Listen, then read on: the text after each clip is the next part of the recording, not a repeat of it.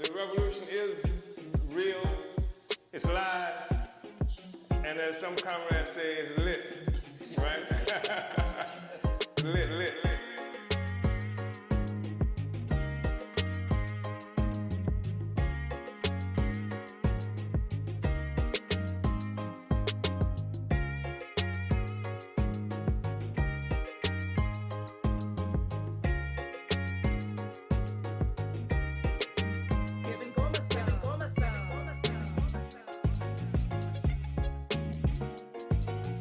Real, live, lit, lit, lit.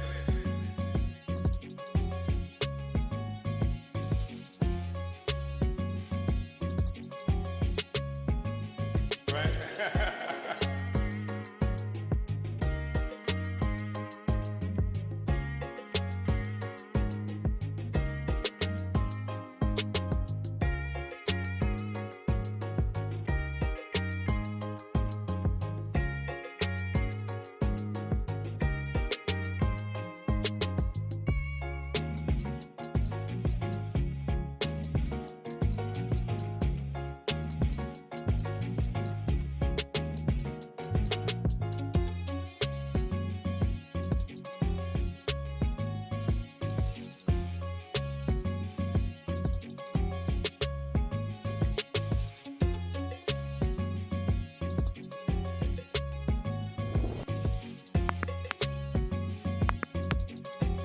The revolution is lit, lit, lit.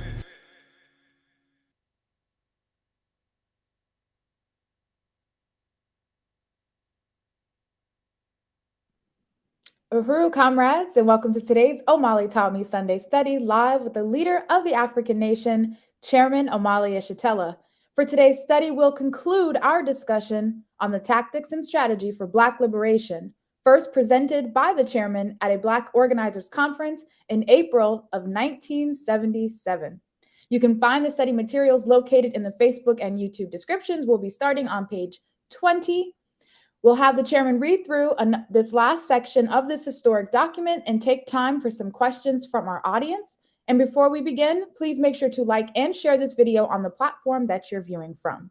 Let us now begin the final session of the political aspects of building a mass movement, the tactical and strategic objectives for Black liberation, presented to us today by the leader of the African nation and worldwide African revolution, Chairman Omali Yeshitela. Uhuru, Chairman. Uhuru, thank you so much, Comrade Director Kile and Nai.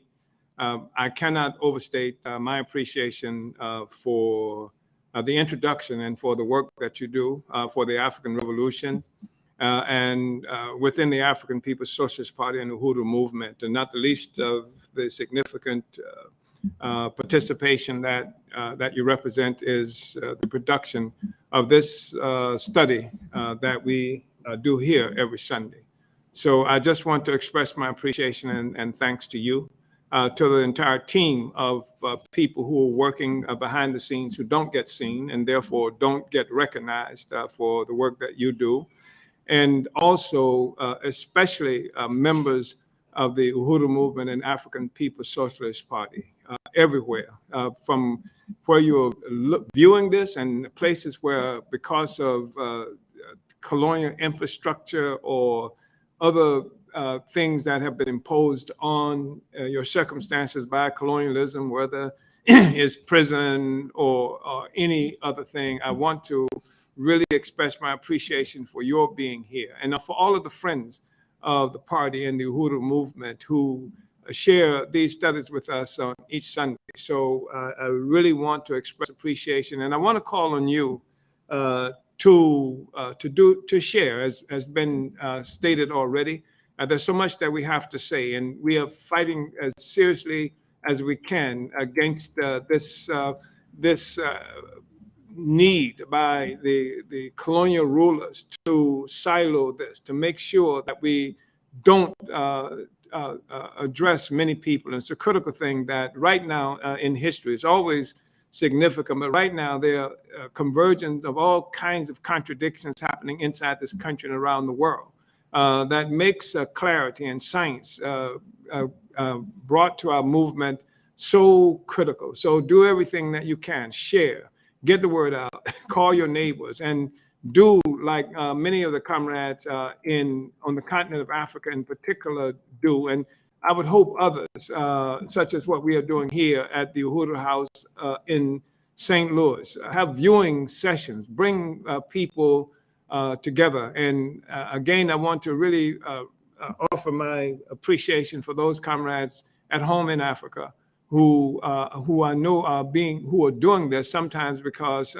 it's necessary just in terms of infrastructure contradictions. I know in South Africa we have a situation where the electricity is lost on a frequent basis.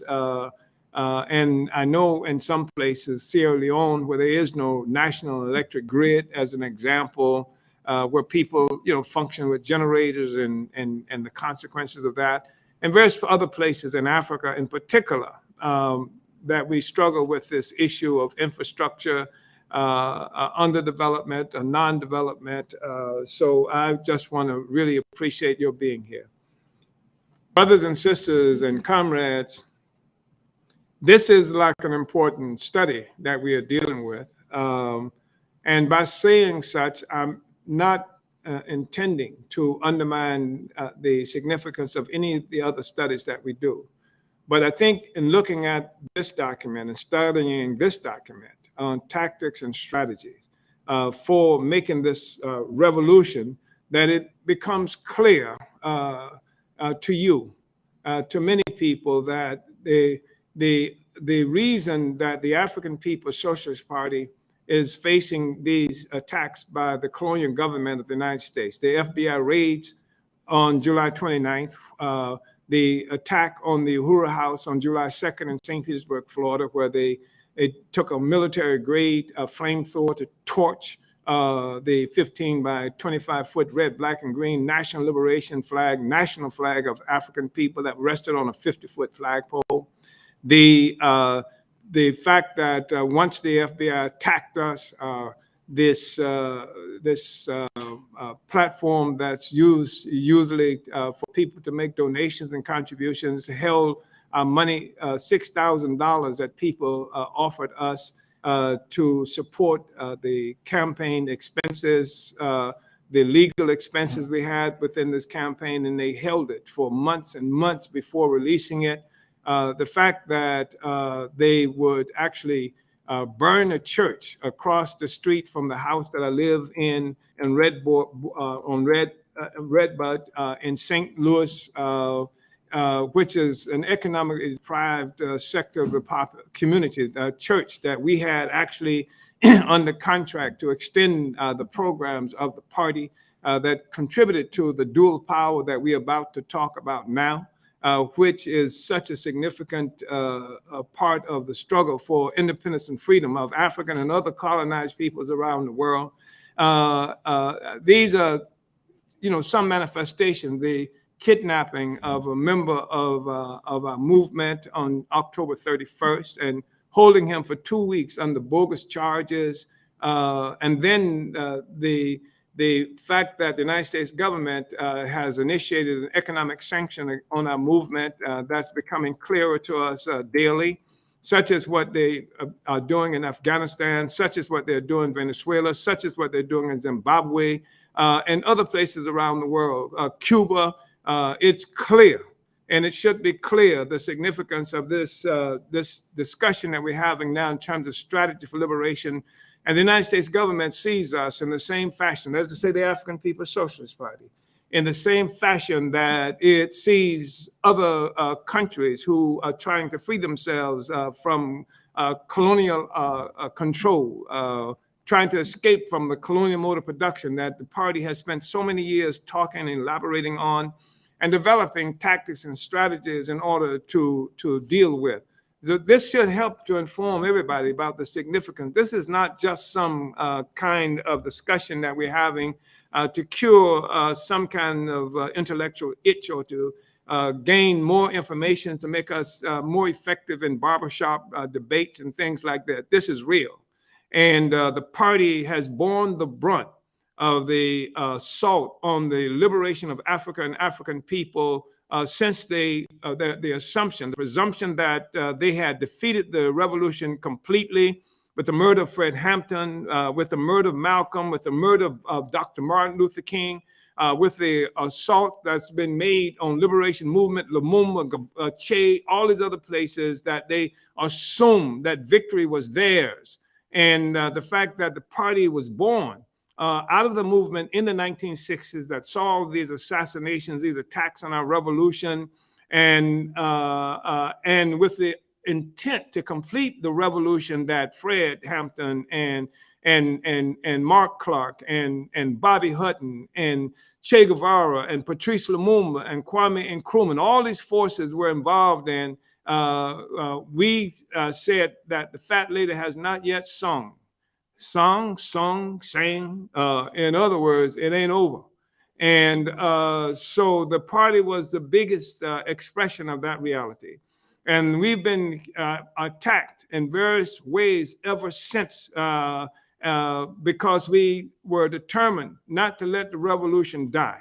And this discussion that we're having on today, this discussion about tactics and strategy for liberation there was no such thing as tactics and strategy for liberation before 1977, and we created it. And we created it in the heat of trying to rebuild a revolutionary movement. And so it's been indicated that this is a presentation. This came from a presentation that I made at Amherst in 1977.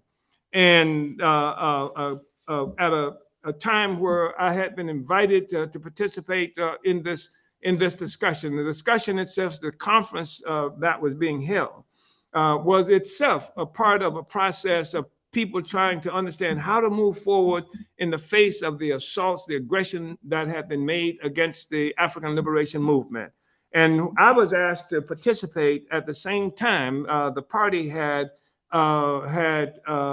instructed me to work on developing tactics and strategies. So, and then this whole question about the political, the politics associated with building a mass movement, that's what the people were trying to deal with. And I combined the call by the party to develop this tactics and strategy. It was a good thing because it gave me an opportunity to take this not just to the African People's Socialist Party, but beyond the African People's Socialist Party, which is one of the things that excited us because there were so many incredibly important forces, from Robert Williams to Ella Baker and to Max Stanford or Akbar Muhammad Ahmed, who was a part of the Revolutionary Action Movement, and other kinds of forces who were there. And it was really important for us to take this message out. And so we did it. So now we've had 2 or 3 sessions discussing this.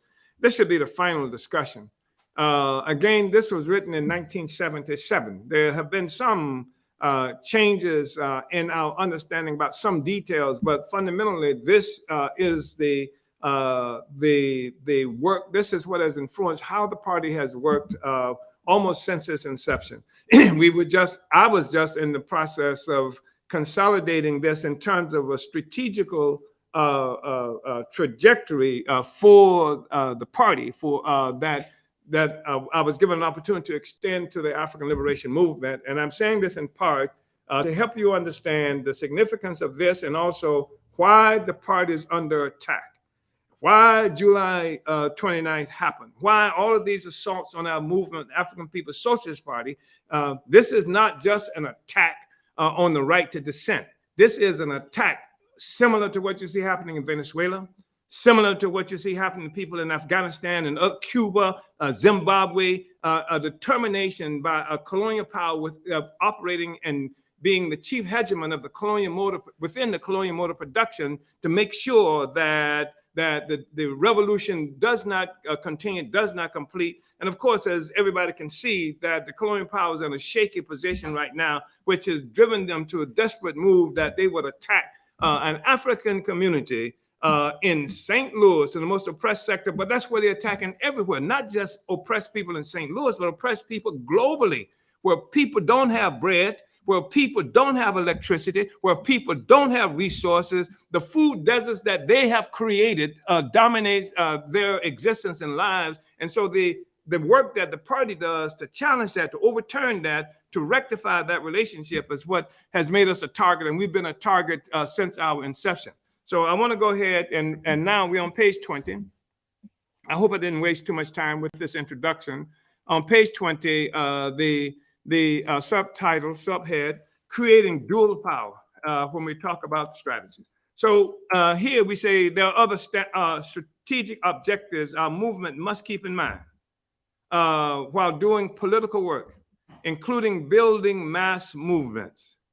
One of these objectives must be the creation of dual or competing or contending governmental powers. That is to say, to the degree possible, our movement must assume the real and actual responsibilities of government for our people. And this is a statement, a profound statement of independence, that the movement, the African movement, must assume the real actual responsibilities of government for our people. This cannot be done by proclamation. You can't just stand up and say, we the government, right? You can't say it, but must be done over a period of time as the people develop confidence in us through actual practice. If we can do this in practice, we will have plunged a wooden stake into the heart of the imperialist blood-sucking vampire of the world.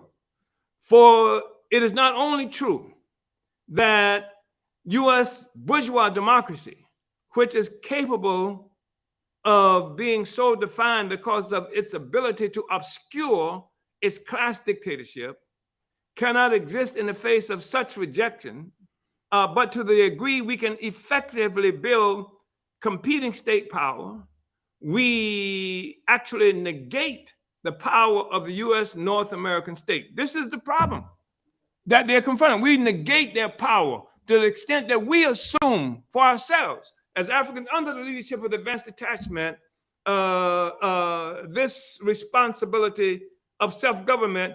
We negate their power in the process of doing that. I didn't say that we this doesn't say anything about picking up weapons to attack anything or anybody, etc. It's just saying taking the power over our own lives. This is a threat. And, you know, and they've built this politic, this assumption inside the United States and throughout the European world, the colonial world, that somehow it's colonized people who are draining their coffers, their resources, living off the white people of the world, when it's just the other way around. And every moment, every time that we move to try to take care of ourselves, our own business, to be self-determining, have control of our own lives, have control of our own capacity to feed, clothe, and house ourselves, it negates their power because their power rests upon the foundation of sucking our blood. So you don't have to do anything but get the power over our lives, and that destroys them. That's why they attack and murder and kill people, not only here, Zimbabwe, as we mentioned, Venezuela, Cuba, Afghanistan, all around the world. This is the thing, and this is why the African People's Socialist Party is so important and why we born the attacks. The attacks since this whole military defeat of the Black Revolution of the 60s, the African People's Socialist Party has continued this process of that the Black Revolution of the 1960s was intent. It was even conscious of destroying colonialism, or it was conscious of the defeat of colonialism at that time. The movement has lost consciousness, generally speaking, of the need to defeat colonialism. We got a lot of forces out in the world today who have discovered this as a consequence of the influence of our party. It's the influence of our party led the government to attack us, but we have to remember, and this is really important for us, that the struggle for national liberation, which embraces the entire African nation, all of the colonized people, all classes within the nation, under attack or dominated at least by this colonial mode of production, by colonialism. All of them, even most of the sellouts, most of the people who are petty bourgeoisie and things like that, have struggles with the colonizer, with colonialism. But most of them can solve their problems, moderate the effect of colonialism on them without having a revolution or without uplifting the masses of the African people. When the masses of African people get their own party and begin to have a strategy for liberation that centers on the masses of the people than the African petty bourgeoisie, that often also finds itself in antagonistic or some kind of opposition to colonialism, it does not have the same interest. And also it is as afraid of the power of the African working class, organized African working class, as the colonizer. In many instances, it will use the African working class. It will take your language. It will take the theory that you have put forward, and then it would apply as much of it as it can to the interests of the African petty bourgeoisie, which means it doesn't work for the masses of the people. What I'm saying in part is that the party has provided this leadership now for 50 years or more. And that anybody who's, why take a political line? Why take a concept that comes from the revolution? Why not join the revolution? Why not join the party? But you don't join the party because they're opposed to the leadership of the African working class, and they will take what we say and use it to attract even members of the African working class because they're heading to the swamps. They want to take the people to the swamps. And that's why it's so significant that we build a party and that we are able to recognize the significance of what we are talking about and why we're under attack right now, directly by the state and sometimes indirectly by the state, by forces who would try to occupy many of the spaces we do for the purpose of kidnapping forces who would otherwise come to the revolution and taking them in some other direction that satisfy the aspirations and the interests of the petty bourgeoisie. And sometimes this is militant. Sometimes we've seen the petty bourgeois neo-colonials actually pick up guns and do things, but it doesn't uplift the interests of the African masses, the working class, which is where the real source of the power is located. So I want to go ahead and move forward. So we say that such a strategy is not new. That is to say, the negation of the power, the creating dual power. The power of the Soviets leading to the Russian Revolution and the creation of liberated territory in China, Cambodia, Vietnam, and various places in Africa served the same purpose. I am advocating as a strategic objective for our movement. Another strategic objective must be to expose the oppressive nature of the U.S. government, thereby constantly undermining it within and without current U.S. borders. See, they attack us, and they say because the Russians told us to say bad things about the U.S. government in terms of oppressing Black people. This is written in 1977. I don't know if the person in Russia that they indicted as being in charge of us was even alive in 1977. I know that Putin wasn't a significant figure in Russia or any place else, as far as we know, in 1977. This was written in 1977, and we said that this must be a strategic objective, not of the Russians, but the Black African working class party that recognized that African people must be free, not Russians. And so we say that a strategic objective must be to expose the oppressive nature, not character, nature of the U.S. government, thereby constantly undermining it within and without current U.S. borders. Now, some people have a problem with that, but we didn't say pick up a gun. We didn't say throw a grenade.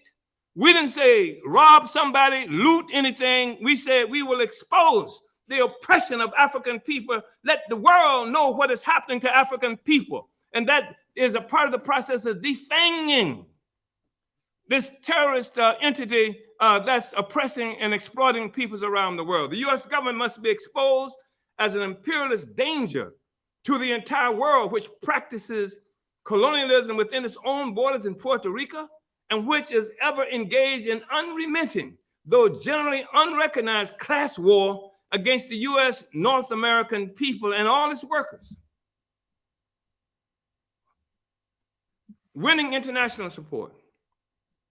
We must also have a strategic objective, as a strategic objective, the winning of international support for the independence position. Not to have people around the world sympathetic with treatment of Black people or something to that effect. No. We want to win international support for the independence position. thereby contributing to international diplomatic encirclement of the United States. All progressive peoples and countries of the world are in unity with the aspirations of colonized people to win our liberation. This fact makes it necessary for even the U.S., which is the chief prop for the reactionary and colonial powers in the world, to pay lip service to the aspirations of people for independence. It has to act like it's for it anyway, because the peoples of the world believe in that. And this is something that the U.S. government recognizes, and it does everything it can to disguise its oppressive nature. And what it does to African people, and part of what it does is try to liquidate the argument at all, liquidate the complaints, liquidate the criticisms that colonized people are making against it and colonialism by saying, those are not the colonized people talking, those are Russians talking, those are some people who are white, because niggers are too stupid to come to conclusions about what's happening to them.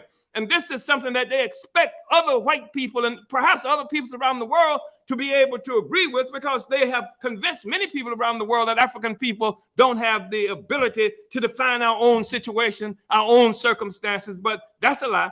And every day what happens, of course, is notwithstanding what they say, history proves us out. The real world proves out everything that we said. There's nothing that we said in 1977 that is not proved in 2023. History proves it out.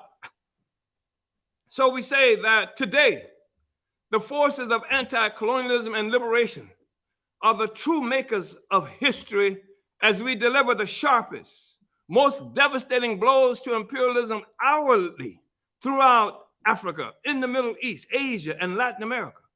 Although the struggle for African liberation and political independence has always been an integral part of the worldwide anti-imperialist, anti-colonial struggle, it has often, and especially most recently, not been recognized as such. We're trying to solve some real serious problems that's existed since the military defeated the Black Revolution, when the working class can't speak for itself, generally speaking, in its own interest, certainly in massive numbers. So therefore, in attempting to realize the strategic objective of winning international support for the independence position, we will meet many initial roadblocks. Some of these difficulties will result from genuine ideological differences within the international community with our independence position.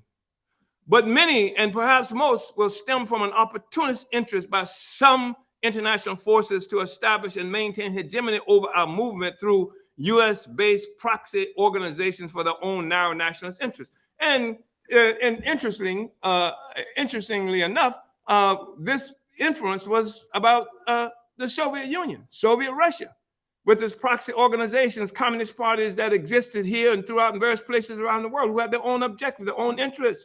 And especially with the defeat of the Black Revolution of the 60s, again, we were not speaking for ourselves. So they had their own interests, and they had the ability to direct organizations globally and in this country. That's one of the things that elevated Angela Davis to significance in the face of the war that was being made against the Black Revolution of the 1960s.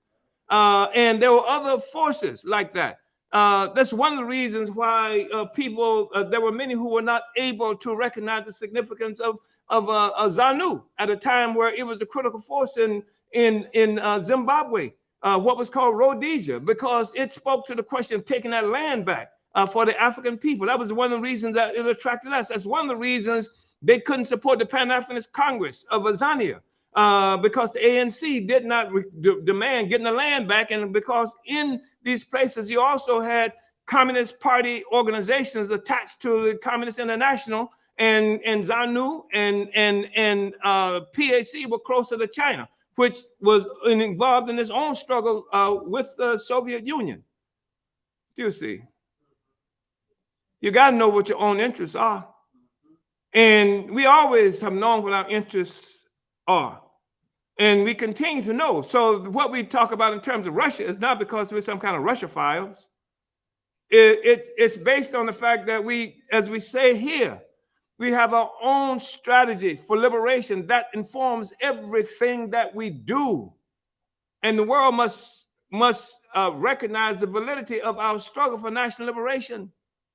And all of those people who call themselves communists, etc., must come to come to confess that the whole capitalist mode of production, as they characterize it, rests upon a colonial foundation. It's really a colonial mode of production that has put the world in this situation. And many people who have gained their consciousness gained it as colonizers.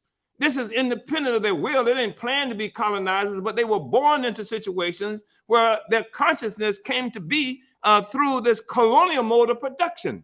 And so that's how they explain and understand the world. That's what happens. That's what you call a superstructure that is born of this economic foundation for the society that we're looking at. And the superstructure, as you know, the ideas, the philosophy, the ideology, all these things through which many of the people battle it out, as Karl Marx said, fight out.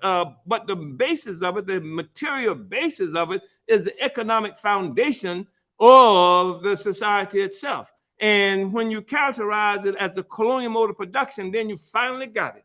You understand that what holds up this whole damn thing has always been colonialism, and central to it was the attack made 600 years by Portugal on Africa, and the forced kidnapping of Black people and dispersal of Black people and the creating of colonial entities around the world. This gave birth to Europe.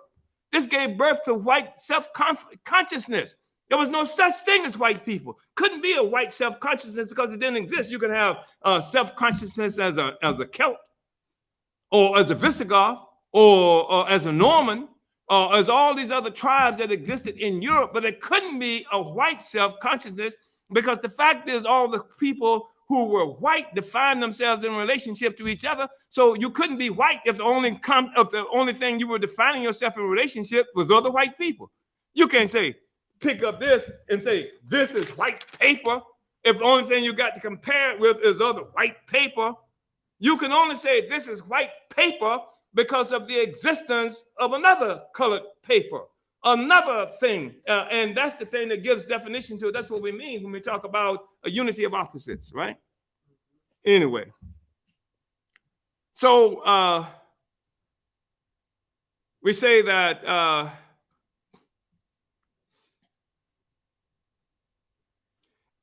international support for our movement will provide other bonuses for us, not the least of them being world acceptance of our right and need to have an African People's Liberation Army.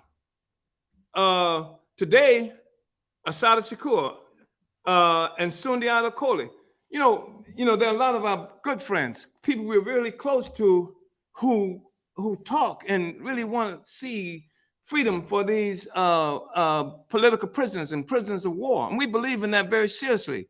But we also know that the struggle to free them, the struggle to deal with them, has to be part of an overall strategy for liberation of our people.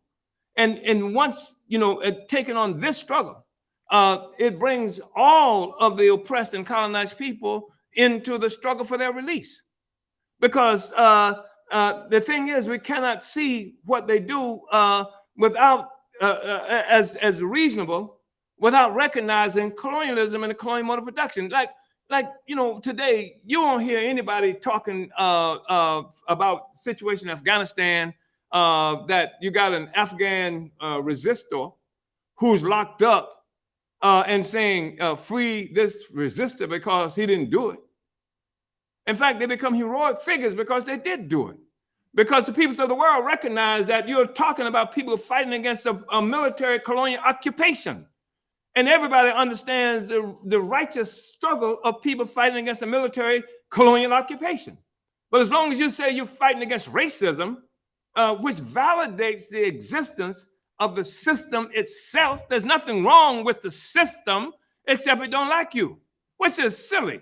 And so of course, so people say, well, that's a hell of a reason to pick up a gun because somebody don't like you, right? And because you haven't made a distinction about the system. I know some people say we're anti-racism, and being anti-racism means you can't be an anti-racist and support capitalism at the same time. I don't even know where the hell that comes from. But that's the kind of logic that people are trapped into because they don't understand the colonial mode of production.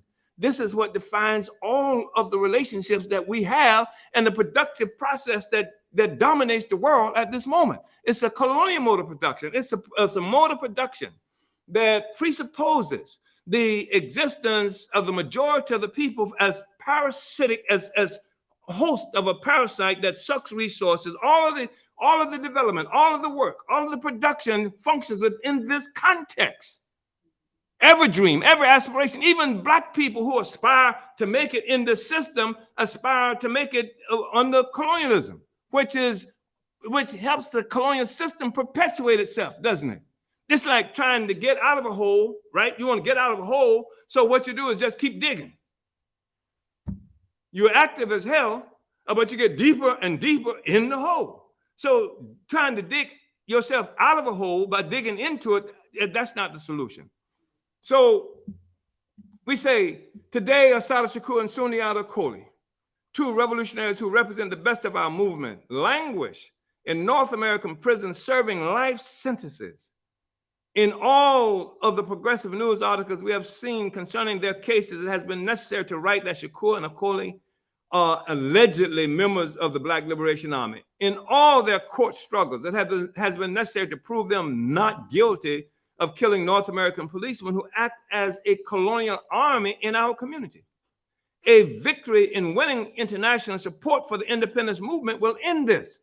At the moment, the international world community recognizes that we are colonized people. It thrusts upon them a responsibility to see the justification of armed struggle, any other kind of struggle to end the colonial domination of our people. They can't believe that as long as you're running around saying, what? That I'm just fighting against racism. That's the only thing wrong with this country, is that racist treatment of Black people. A victory here will show why it may be sometimes necessary and quite proper to shoot and kill policemen and others who stand in the way of liberty and who murder, maim, and commit other atrocious and barbaric acts against our people while carrying out their colonialist responsibilities.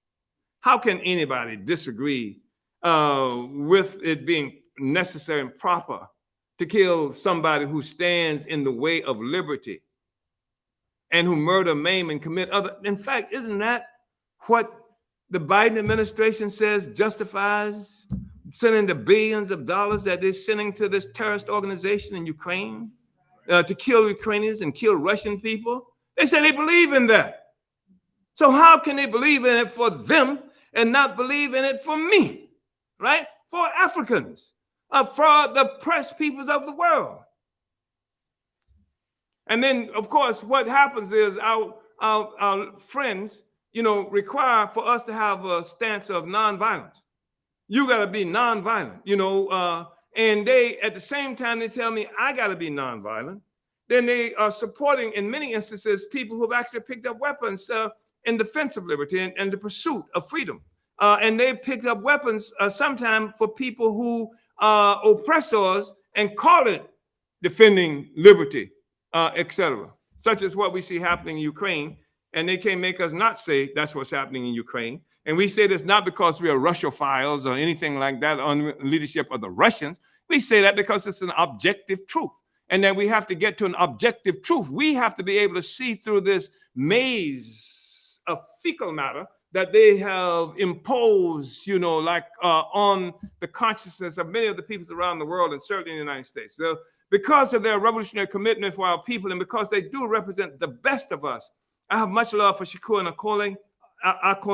Acoli, and personally feel one way this love for them and what they represent can best be demonstrated is by my efforts to build international support, by my efforts to build international support for our independence position, which gives legitimacy to what they represent and vindicates them from what the U.S. North American state has charged them with. Because otherwise, the U.S. would have to charge itself with an offense. And if you can't say that we are colonized, you're in this position, this defensive posture all the time. And the colonial state is never on trial. There's always an assumption of guilt by Black people, by people who are struggling to rid ourselves of this colonial relationship. And one of the real negatives that they impose on us to really move white people in this deep subjective response is they call us black separatists. And the reason that's subjective is because they don't want to be with us. This is the line that they're telling white people, that something must be wrong with those black people because they're separatists, which means they don't want to be with white people. In fact, you've just seen some recent controversy about some cartoonist who people are now shooting down because he says that white people should get away from black people because black people, 50% of the black people said something that they don't think is cool to be white. Right? So they tie this subjective thing. That's what you're dancing with, subjectivism. And so white people are offended by that. They think it's bad to be white. Whoa, what in the world? What greater offense can you come up with? This is the kind of garbage that's been posed to people, and that's why they hate us. That's why they attack us, because we take the covers off of that. And we bring objective truth and science to the struggle of African people. Because as long as you can run like hell on a treadmill, we've said this before, but doesn't mean you're going anywhere. Just because you're running fast, just because you sweat a lot, doesn't mean you're going, but you're in the same place. And as long as you're on the damn treadmill, you satisfy them, but you don't do a damn thing for yourself, except maybe lose weight. So, and for some people, that's enough. So, we say that our primary effort for international support should be directed at the international African community, including Africa, Australia, Canada, South America, the Caribbean, etc. This effort should include building, strengthening, and supporting legitimate, we call it Pan-African organizations, associations, etc. It should also include winning the support of the Organization of African Unity at that time. Beyond the international African community, we should also direct our efforts at so-called third world countries and peoples, socialist countries and peoples, and the people of Western capitalist countries. See, we were able to say socialist countries and people because even at that time when the Soviet Union proclaimed itself as being a socialist country, we also understood that it had interests that did not necessarily represent our interests. And we said that, we inferred this when we talked about there are some forces who have these organizations in our own communities working in their interests who will struggle against, and they did struggle against our position on self-determination, on anti-colonialism. In fact, at one time when this burning spear was all over Cuba and other places like that, it was because of the relationship that the Communist Party of the United States had with the communist movement in Cuba that they actually stopped taking the burning spear for a while, for a long time.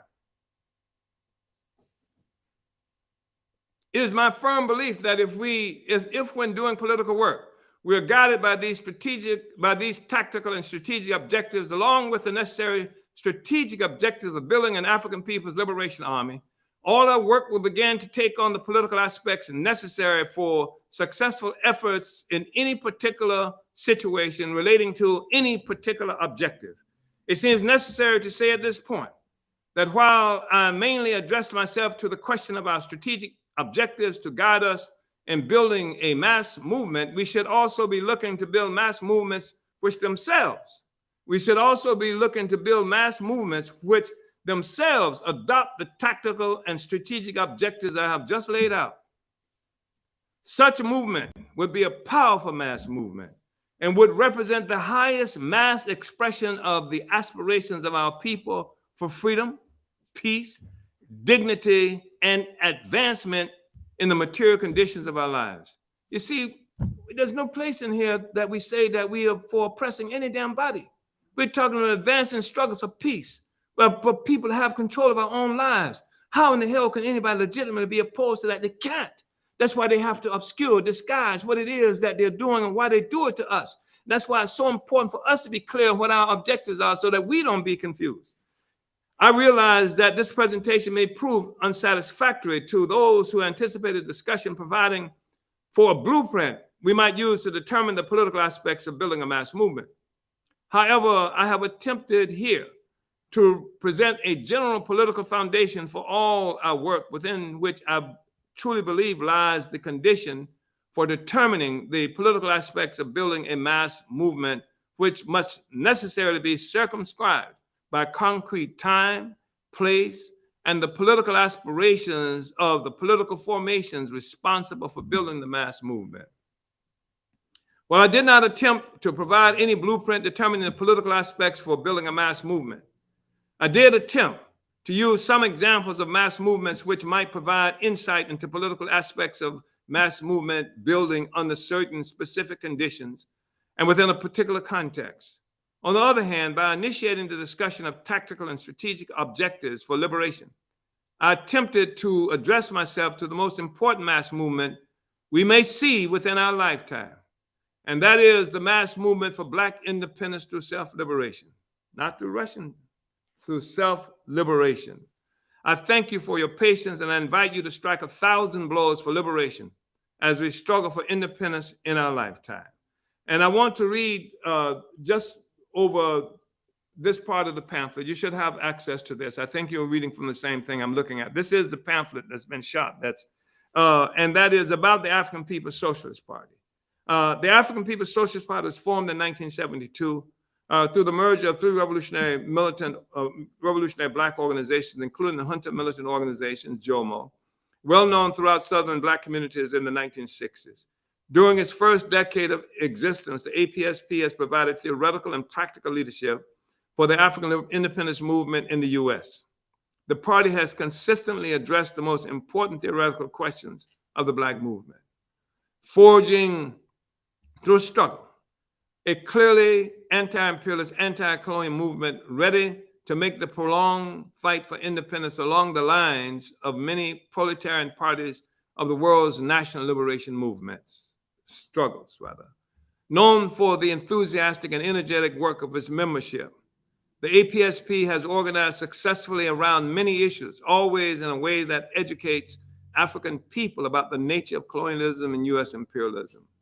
The Committee to Free Pitts and Lee, the National Committee to Defend Desi Woods, the African National Prison Organization, the Uhuru Houses, the African National Reparations Organization, and the People's Democratic Uhuru Movement, as it was called at the time, among the party's work in recent years, along with numerous campaigns against colonial police brutality, around tenants and welfare rights and the problems of unemployment.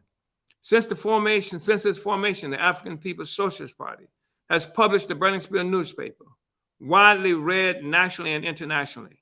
The Burning Spear has long been the most consistent source of news and African International's analysis available. And I have this Burning Spear. You should get it. It's the latest edition of this newspaper. It's still here.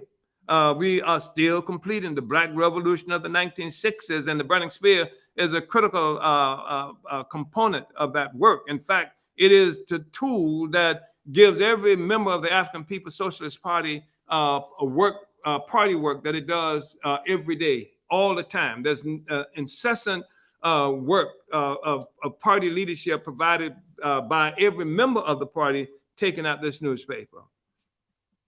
As the Black working class party with the common sense line, the APSP has built strong working relationships with the revolutionary parties around the world and has always given unconditional support to national liberation struggles in Africa, Asia, Latin America, and wherever oppressed people are fighting the yoke of U.S. imperialism.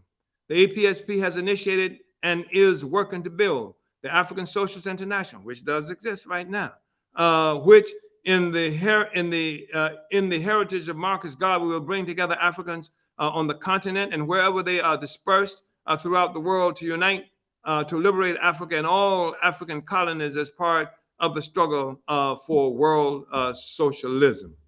And so, and then, let's see, I wanted to say that, and was there something, oh, there's biographical notes. Omali Yeshitela, Joseph Waller, in parentheses, is the chairman and co-founder of the African People's Socialist Party, as well as the founder of the party's main political organ, the Burning Spear newspaper. Chairman Yeshitela, 43, I used to be, has dedicated more than 20 years of his life to the struggle of his people for independence, liberation, and socialism against the U.S. imperialist system. Long based in the South, his strong and uncompromising leadership has taken the form of consistent and militant activism and agitation over the years on all of the many pressing issues facing Black people in the U.S. today. Chairman Yeshitela has contributed profoundly to the theoretical development of the Black liberation movement in this country and around the world. He has developed the understanding that racism is the ideological expression of colonialism, which is the major contradiction facing African people. And he has shed significant light on the role that capitalist primitive accumulation, slavery, and colonialism play in the present condition and task before African people everywhere, and particularly in the U.S. Yeshitela has brought clarity to the relationship of Black people to U.S. imperialism, as well as to the North American working class and to the native Puerto Rican and other colonized populations inside this country. Most of his speeches and papers have been featured in the Brenningsburg newspaper over the past 13 years at this time. A tireless internationalist, the chairman has done much to bring about the revolutionary unity of African people around the world and has forged the bonds of international solidarity of African people to all the world's oppressed, colonized, struggling peoples and underdeveloped and socialist nations. So this is the presentation, Comrade Director Akile. Uhuru. Uhuru.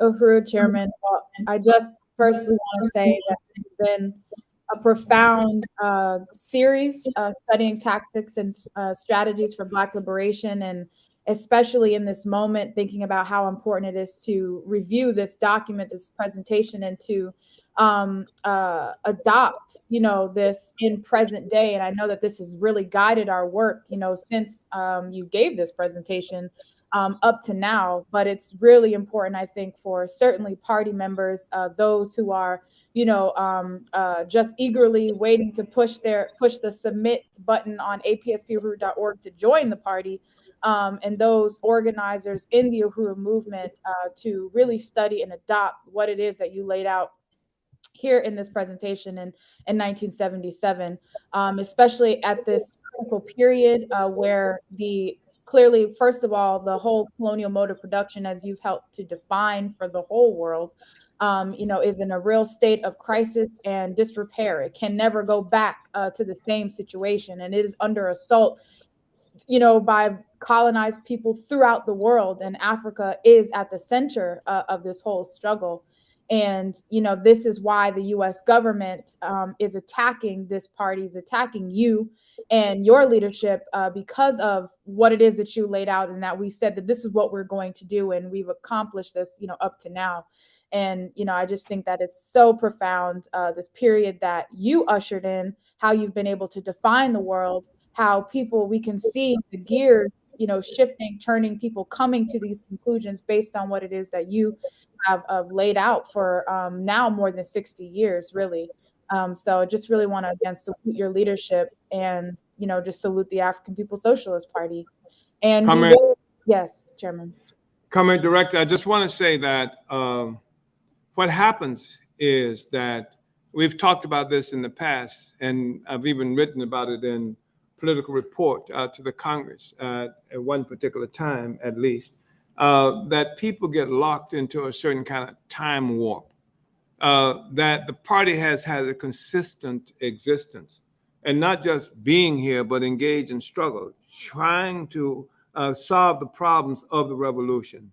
And we know that there are many people, some of whom we feel a real closeness to, who are revolutionaries and went to prison even as revolutionaries. But you could not participate.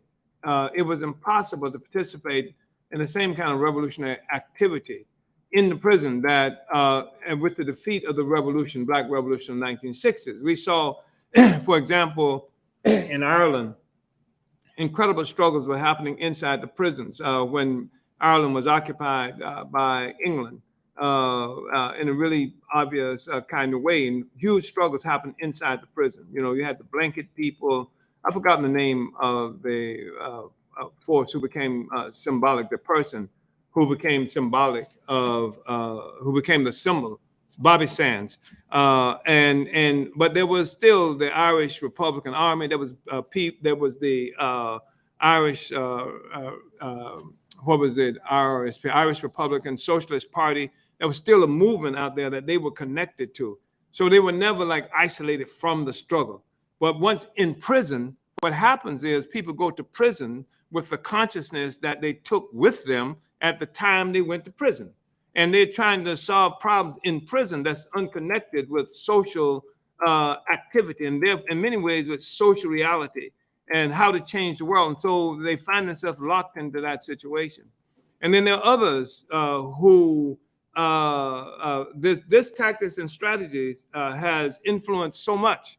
I see even people who've been locked up for a long period of time, they come out and they take off in many ways where the party left off, where the party was at a particular time. For example, when we talk about creating dual and contending power, we see people say creating dual power. They don't say contending. They just say dual power, right?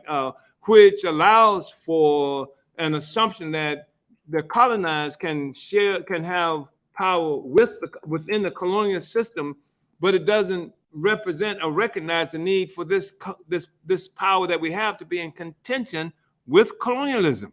And we do this as a strategic objective. And we see people who, for example, in 1982, we held a World Tribunal on reparations for African people using international law, genocide convention, and other kinds of things, and convicted the United States in 1972 of the crime of genocide against African people. We did that collectively. We took testimony, days of testimony of Africans. In fact, this book that we published in 1982 on we charge on reparations now is being republished sometime this month, I think, with greater inclusion of others who participated. All kinds of people participated in that tribunal. That was a remarkable tribunal done by Black people in Brooklyn, New York. And I think maybe the only white people who attended were people who were part of the African People's Solidarity Committee. And so that happened. And you don't have to reinvent the wheel. That's part of what we're talking about. That the process is already in place, and that if you are students of our own history, if you're aware of our own movement, and if you're part of a process, what you need to do is jump on the train that's in motion, that has been in motion all this time, going beyond just doing a tribunal, going beyond just freeing a political prisoner, but placing all of our activity within the context of liberating the whole people, destroying colonialism, and advancing the struggle, which is the primary condition for advancing the struggle for what they call socialism. The party, that's one of the things that makes the party significant, having been around that long, having gained the experience to do that. And what the oppressors have always done is they've attacked our movements before they develop a certain kind of political maturity, experience, political line, theory. And like I said, the Black Revolution of the 60s, in the 1960s, you had this incredible cacophony of theoretical expressions, groundbreaking theoretical expressions are trying to mature, and in many ways in contention with each other, but it was defeated. The revolution was defeated before we could bring all of this stuff to account. But we say the revolution was military defeated, but the African People's Socialist Party was not. And so we carried out the struggle on the ground, involved in contests of solving problems of the people, which sharpened our understanding, allowed us to develop our understanding. And this was profoundly significant. And this is why this tactics and strategy is something that's beyond just this sitting down in front of a computer and listening to me rant. It's about how to overturn a social system responsible for the oppression. And it should encourage and inform and inflame, especially members of the African People's Socialist Party and the Uhuru movement.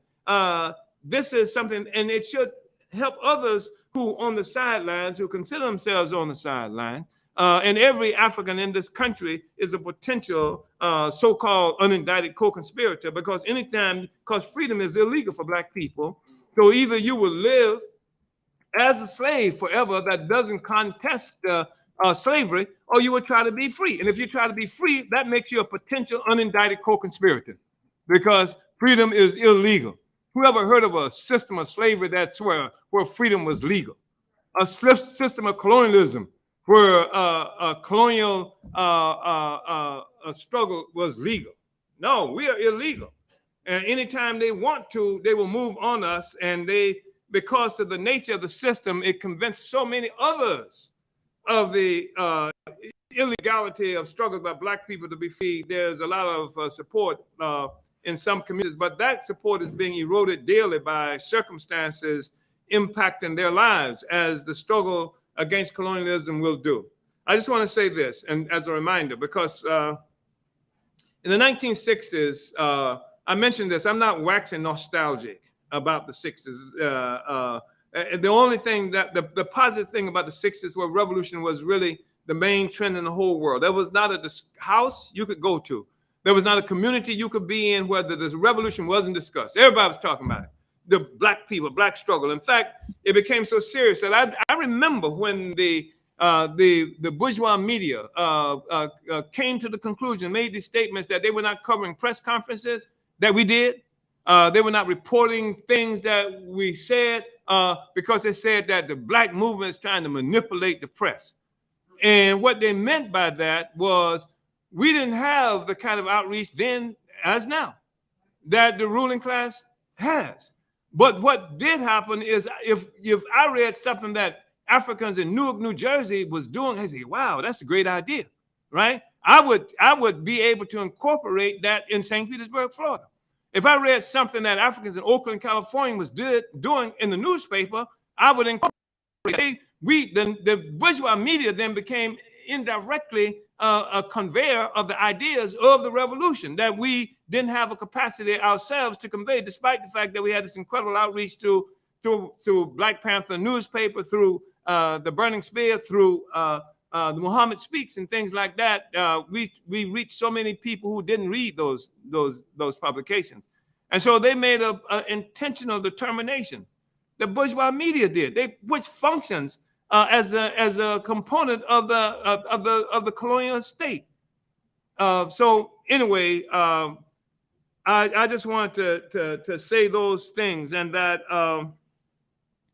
that this time warp that I'm talking about, it imposes a non-dialectical or a metaphysical worldview. When I say metaphysical, I'm not talking about religious and spirituality. When I say metaphysical, what I'm talking about is seeing things as static and not in motion, not change and transformation, as opposed to metaphysics, as opposed to dialectics, where that recognize the perpetual motion of events and things like that, and everything in the world. Motion is a condition for existence for matter. So, but people get locked into a static worldview. They can't see the connection of what it is they're doing now to what has preceded them, except for what the colonizer says. But if you have a movement that has its own history, if you had a party that has existed all this time, that's been involved in trying to solve the problems of the revolution all this time, not just from a library, not just from Google, but from stuff that we are learning through practice, and connecting with revolutionary theory that's out there in the world, and how does this meet our requirements to change the world in a fashion that speaks to the interests of Africa and colonized people around the world. Comrade Director Akile, I know I've spoken enough, so we just want to say that it's undialectical vision. This time warp keeps people locked into a vision of the last expression of African revolution that was militarily defeated in the 1960s. That's what This time warp keeps people there, and we have to, use there, and it's upon this foundation that we, everything else that's happened in the world and everything else happened in the world in relationship to events, unfolding events around the world, and so we don't exist in a vacuum. That's essentially what I want to say. Uhuru, Comrade Director Akile. Uhuru, Chairman.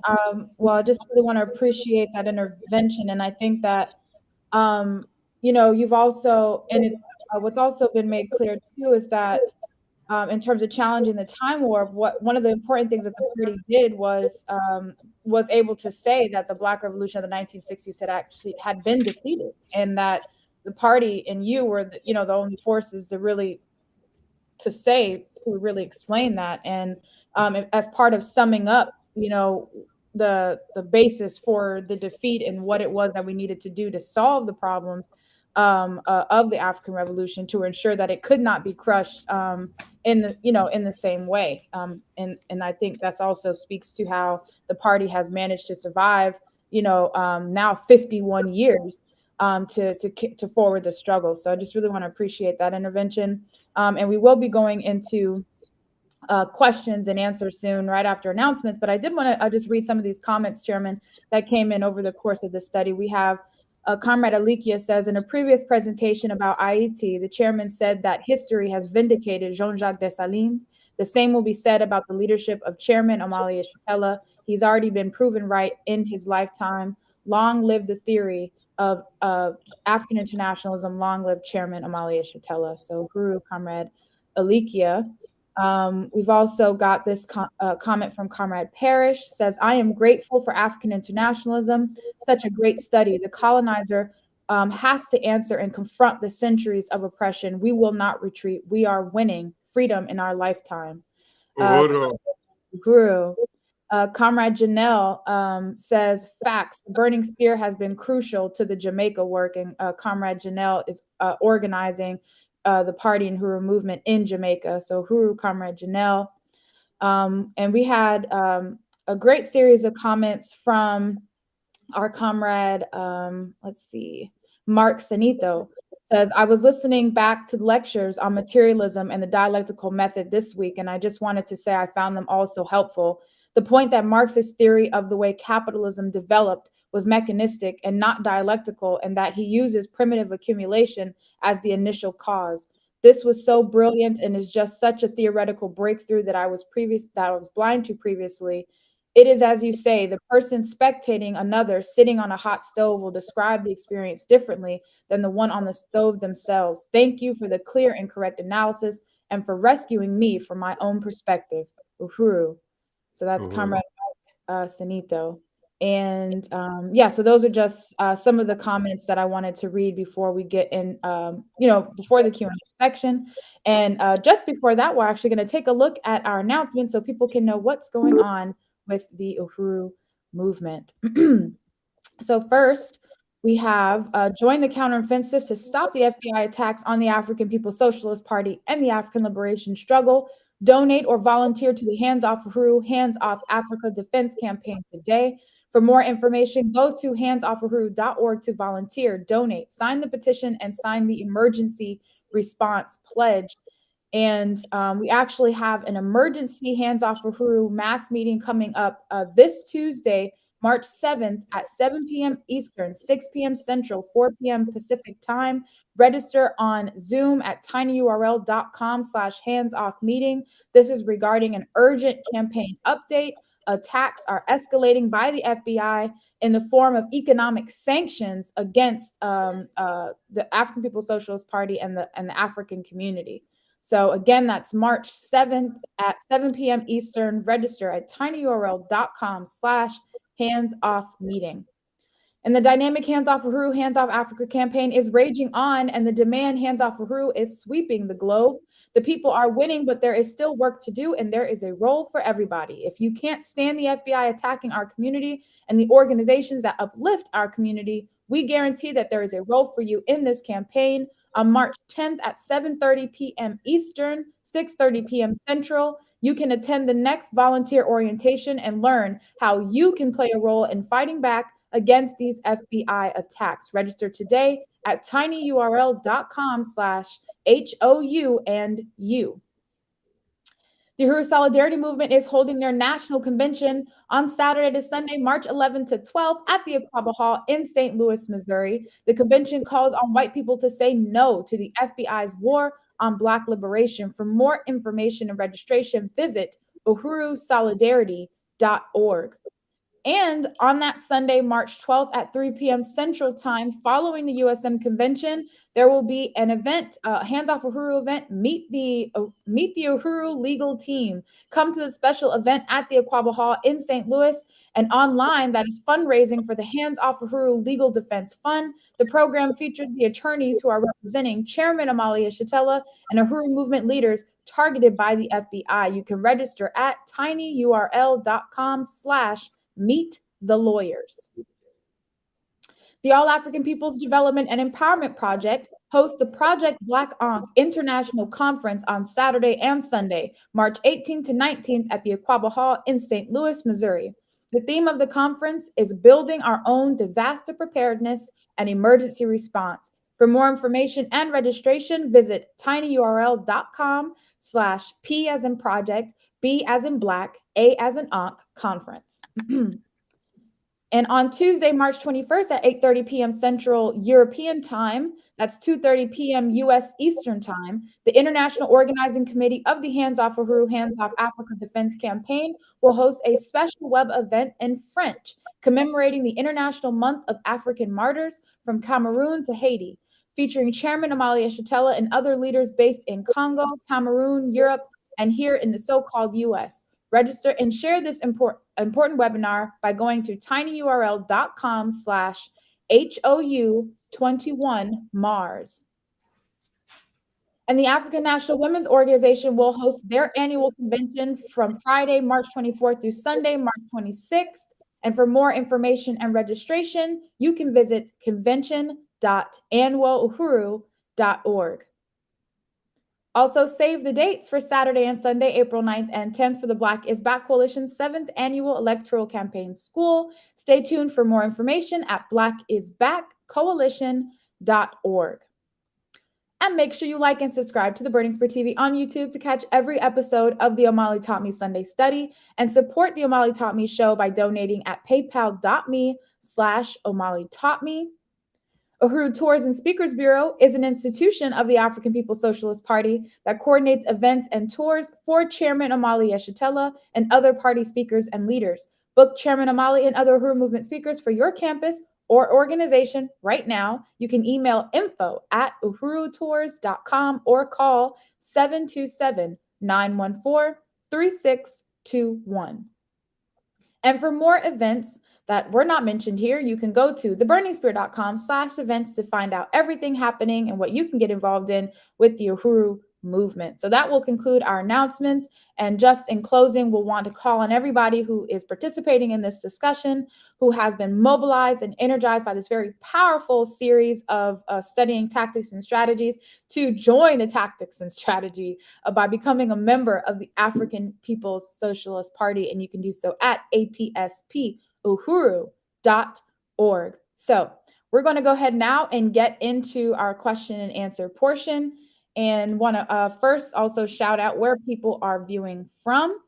And looks like we have on with us, and I think there was a couple cities I forgot to get, so I want to make sure I get them. All right, so we have Petersboro, United Kingdom, St. Louis, Missouri, Boston, Massachusetts, Haiti, Azania, Frederick, Maryland, Occupied Azania, I already said Azania, sorry, or South Africa, Jamaica, Philadelphia, Pennsylvania, Miami, Florida, Lakeland, Florida, Largo, Florida, Fort Myers, Florida, whole Florida's checked in, Chairman, Minneapolis, Minnesota, Chicago, Illinois, Long Island, New York, Gainesville, Florida, Richmond, Virginia, Louisville, Kentucky, Grenada, West Indies, Bermuda, Montreal, Canada, and Birmingham, Alabama. So Uhuru comrades, and I think comrades in Birmingham, Alabama are there as part of celebrating Mafundi Lake Day, as well as I believe Bloody Sunday. So Uhuru comrades, oh, in Fresno, California. So thank you all for checking in today. And Chairman, so some of these questions are coming straight from today's study, but also I took a look at some of the questions that came in over the session, over these studies, so that we can make sure. Yeah. May I just speak to this, going into that, because I may, anticipate perhaps some of the questions. I want to say that, for one thing, we recognize that the critical element for the freedom of our people is actual defeating colonialism and the colonial mode of production. And that means that we fight as Africans wherever it is that we're located, but we recognize that we're fighting along with other colonized people around the world. And sometimes don't even recognize colonialism along with much of the world, because it's not direct domination by a colonial power, it's indirect.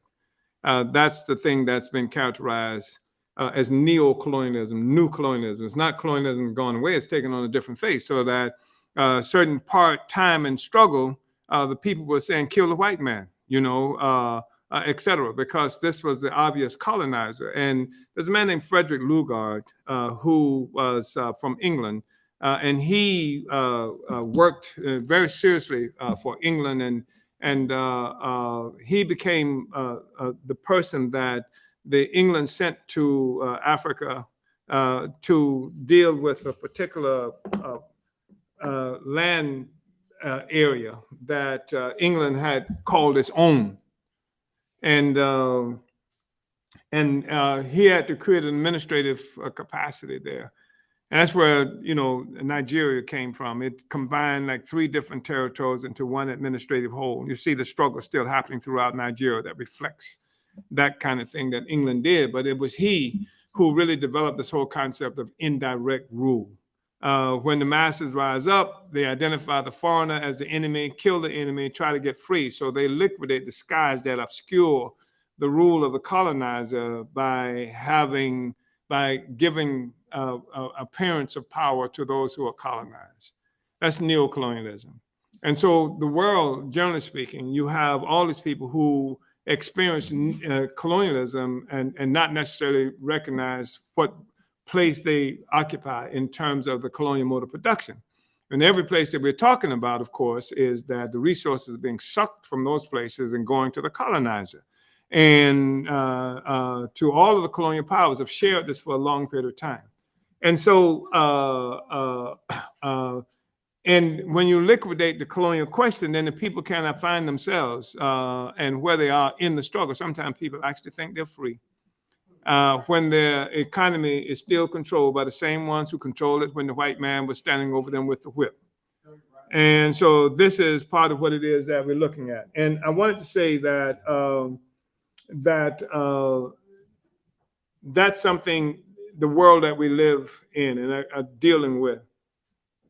In terms of how we understand this struggle, we know that there are different viewpoints, and that there are Africans who have different viewpoints. And like, for example, there are Pan-Africanists, and even you can see in 1977, when I wrote this, I characterized certain things as Pan-Africanist movement.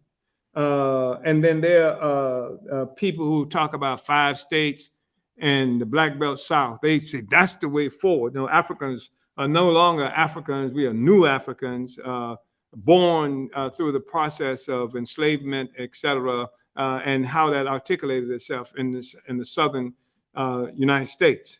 This is something that came from the Communist International in 1928. That was a position that came, the Black Belt South position.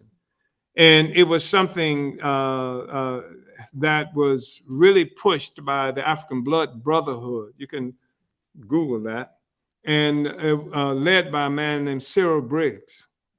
But what's not understood by most is that the African Blood Brotherhood functioned as an entity of the Communist Party USA in terms of that funded it, that when somebody came into, an African came into the Communist Party USA, they would put them in the African Blood Brotherhood because they needed to be able to influence the direction of the African liberation movement that was contending, because they were contending with Garvey.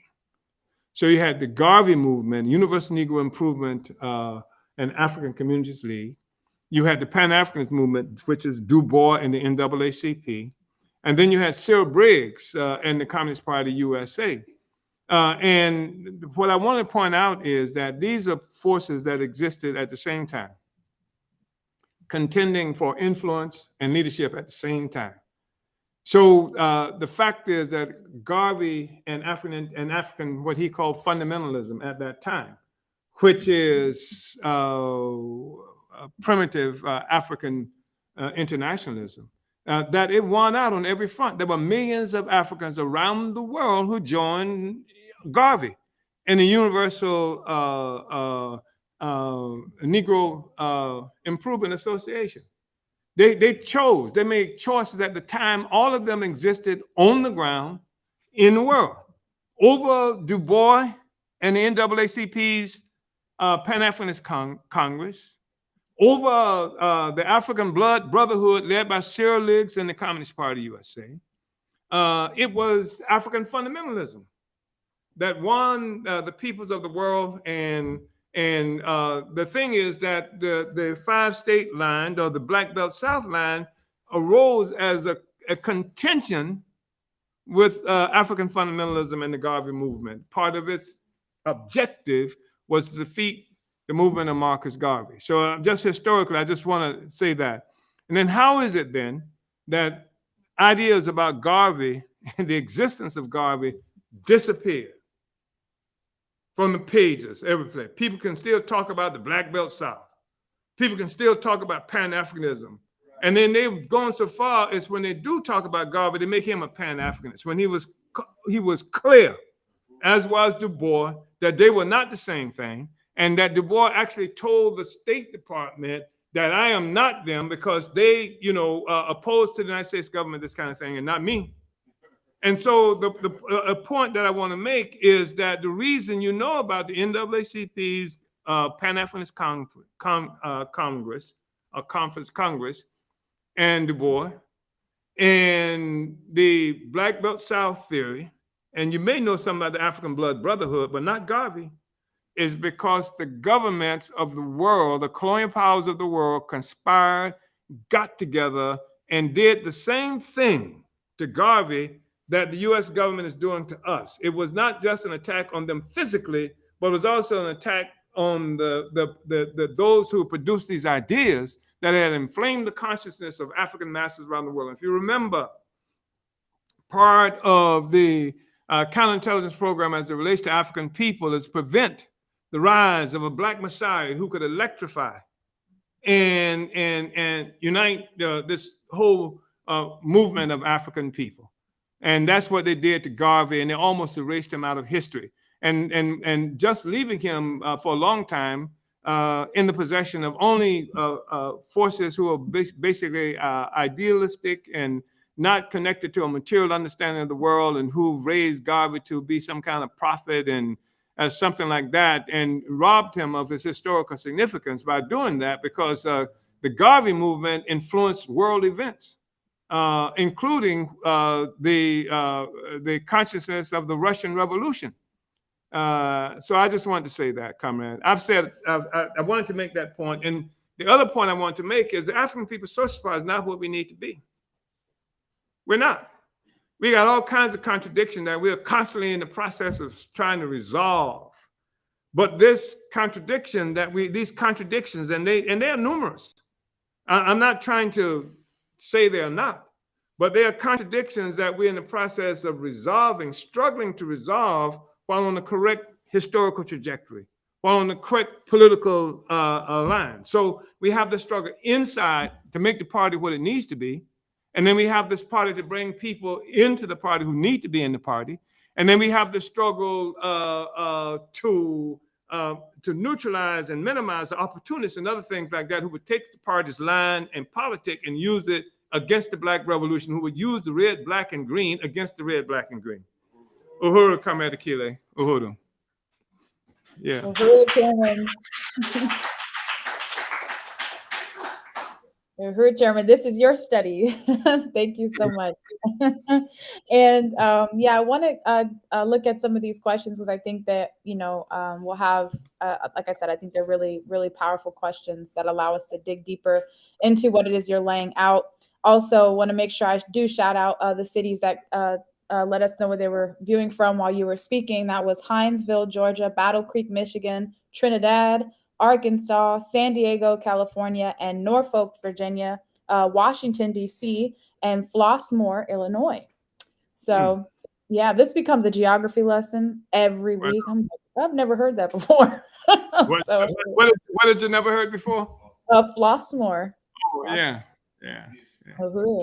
Uhuru, comrade. So, Chairman, this first question, it actually came from our last, I think it was the Hands Off Uhuru mass meeting, and it was raised. We weren't able to get to it because of time, but I thought it was perfect for this discussion that we're having today. And so I did not get the name, but this question was, what is the difference between survival programs versus dual and contending power? Thank you. I think it's a really important question. And I really hope that if the person who raised that question is on today, please send your name to us because we think that's important. Yeah, the survival program was something, as you know, was initiated by the Black Panther Party in the 1960s. And they were important because in many ways they attempted to replicate the things that what was characterized as the Black Muslim, the original nation of Islam, had created these institutional economic programs. Because the colonized, one of the things that happens if you're colonized is the colonizer restricts the ability for us to have the food, clothing, and shelter. That's one of the most significant things, which is why the African People's Socialist Party is under attack now. And so, and remember, Malcolm X was a major influence for the Black Panther Party, for Jomo and others. And so the survival programs became these entities that were created by the Black Panther Party, where they were able to get a whole bunch of resources from corporations and things like that, free shoes and other kinds of programs came about as that consequence. And it was this was supposed to be survival pending the revolution. That was the line that was initiated by that. Huey P. Newton, he had different ideas about that later on. I think To Die for the People, he talked about how he had to reconsider this attack that was made on Black capitalism, as he characterized it, because they had relied on these major white corporations up to now, and he found that problematic. And so I guess they wanted to rely somehow on the so-called Black capitalists to get them. And anyway, there's a lot of history to that I won't try to go into, but that's what they were doing.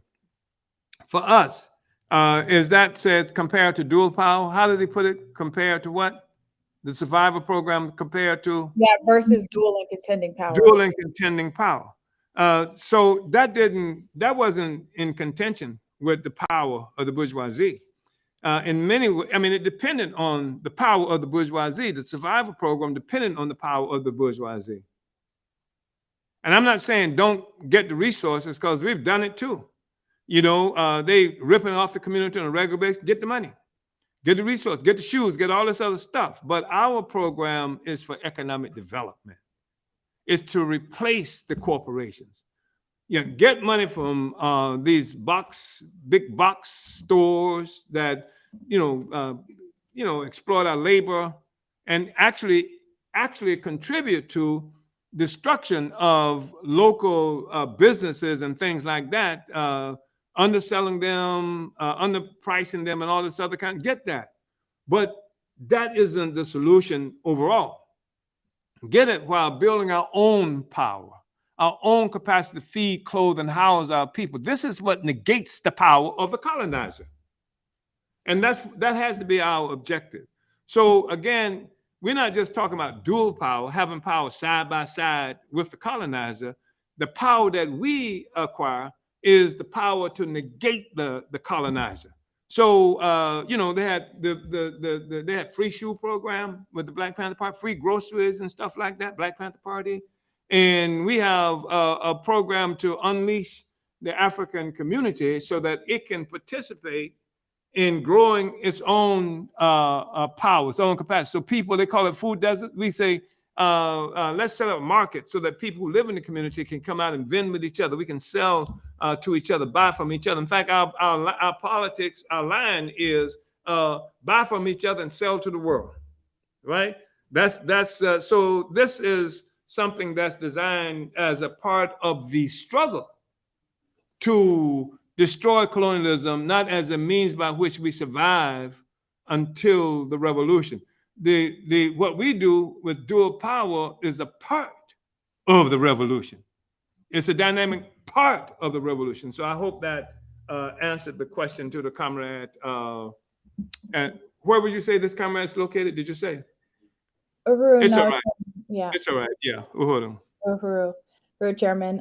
This question, it did come in today from Comrade Tufari, who is the Director of Organization for Africa and located in occupied Azania or South Africa. It says, Uhuru, Chairman, thank you. The African People's Socialist Party Director Yes, of I'm sorry. Organization Yes. Africa. Yeah, Yes. okay. Uhuru, sorry. Thank you. This series on tactics and strategies has been profound. My question is, what will happen as things develop to the thousands of organizations in Africa claiming to be fighting for African liberation? I think that one problem that we have, generally speaking, is that the defeat of the revolution, killing Sobukwe and Biko, for example, in South Africa, and others, they eliminated that people who really trying to make the revolution. So the revolution fell into the hands of these opportunists all over Africa, not just in South Africa, but we saw Angola, Mozambique, and other places. We see what's happening, for example, even in Guinea-Bissau and Angola, subsequent to the revolutionary period of the 1960s. And the problem is that there needs to be revolutionary African working class leadership in all of these instances. And what we do in South Africa, as we struggle to build the party there, we struggle to break down these borders. We struggle to have relationships with other revolutionary forces in Zimbabwe, in Angola, in Namibia, and all these other places that contribute to the capacity of the African working class and African internationalist thrust. And I think that to the extent that we are successful just in spreading African internationalism, which is a critical thing that we have to do throughout the African continent, then it changes things. There are people, because Africans are in motion all over Africa right now. You have these spontaneous uprisings in Mali and various other places on the continent, and they need leadership. And our responsibility is to take that leadership to the people. That's one of the first most critical things that we have to do, especially ideological and political leadership. And then we put the structures in place, continue to build as you are building right now throughout Africa. And I think that brings the answer to the question that we're looking at, because the more people who join the revolution with African internationalist leadership, the more we diminish the significance and influence of the neo-colonial forces and the opportunists. Because Africa is in a lot of motion. Like we said, right now, when you look at the struggle against colonialism, all classes who are oppressed, the whole African nation. And we say the nation now, we're not talking about some false national consciousness as South Africans or something to that extent. Obviously, it's a false national consciousness. Otherwise, you wouldn't have, these contradictions that's based on ethnics and stuff like that. And anyway, we engage in a process to sweep all of that away. And I think that the party's work to build itself throughout these places and to spread African internationalism wherever we go, take our newspapers, take our propaganda, even if we can't get there, send it there, send somebody to these different places. And as all of these people are rising up throughout the African world, they need access to African internationalism. And we need to grow a capacity to make that possible, Comrade Tafari. I hope that I spoke to it. because that's what it's going to take. It's going to take us doing that kind of work.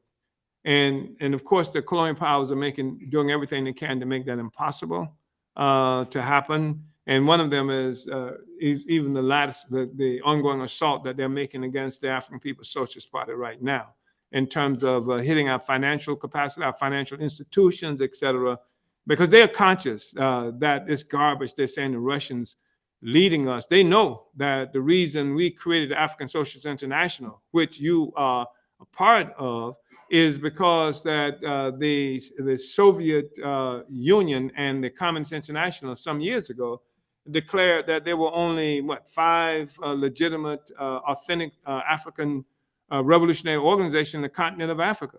And based on their definition, they gave resources and training, et cetera. And we found that completely unacceptable and said we have to have our own international.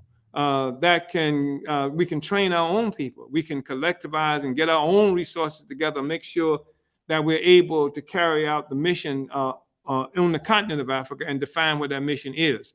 And so that's part of the reason they would attack our financial capacity, and they would place all kinds of restrictions on our ability of the African international, African revolution to feed itself in collective process, and trying to lock us in to these borders that they've constructed for us, et cetera.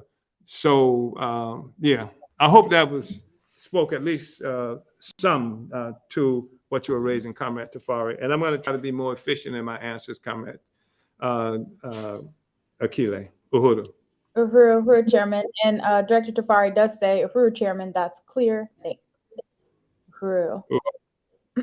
So this question came from last week's study. Username, I'm going to do it my best pronunciation, is Goji Experience on YouTube.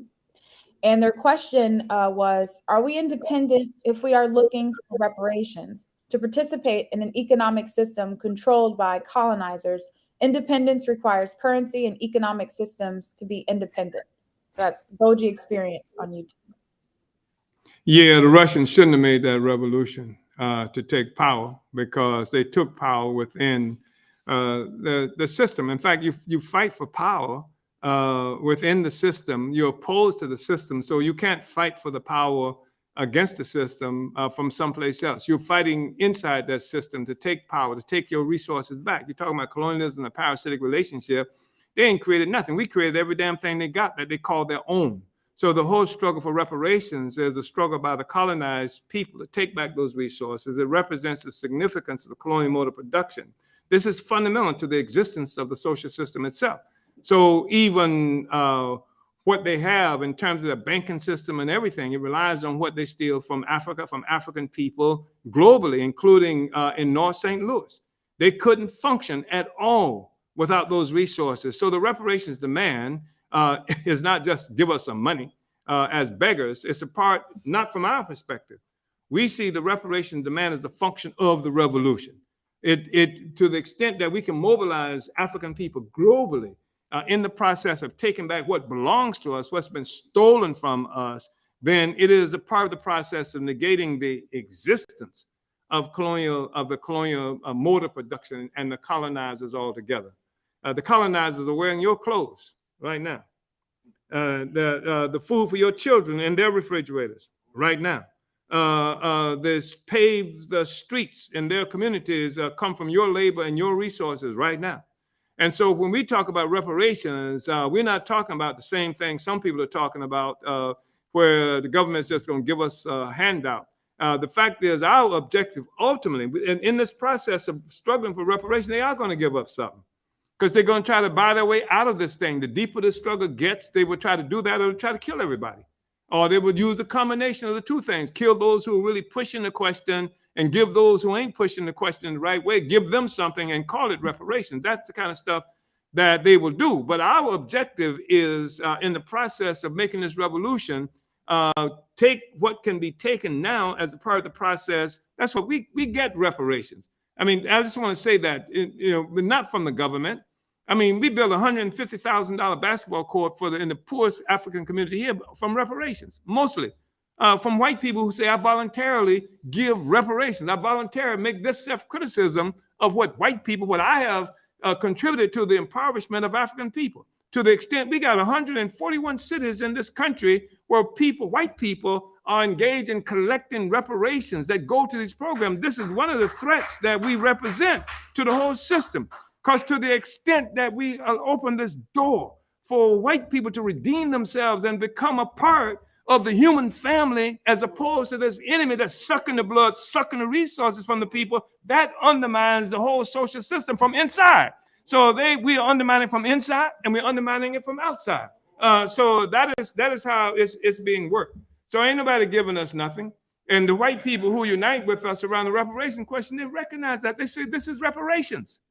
I just mentioned the basketball court. I didn't mention the nearly $1 million that's going into the program that we're creating for Uhuru Bakery and Cafe, and the program that's associated with that, the African Workforce Program, that will allow these Africans who are locked up in these concentration camps they call prisons to be able to get out and to be able to learn something about culinary arts and be able to ultimately establish their own businesses, while at the same time improving our community. So there is a bakery, cafe that Black people can go to and enjoy each other, and et cetera, et cetera. So this is the reparations as we participate in it, not waiting for any government or any other force to do it, but winning the people. From our perspective, the reparation question revolves around the people. First, African people who come to understand that reparations are due us. That's ours. That they have this thing called the Del Mar Divide here in St. Louis. On the south side of St. Louis, of the Del Mar Divide, the majority of white people, and they live extremely well. On the north side of St. Louis, you could actually see that we live in a war zone. They show us pictures in Ukraine about bombed out buildings. You can come to North St. Louis and get better shots from close up. Close up. You don't have to leave the country to see that. It's happening to Black people.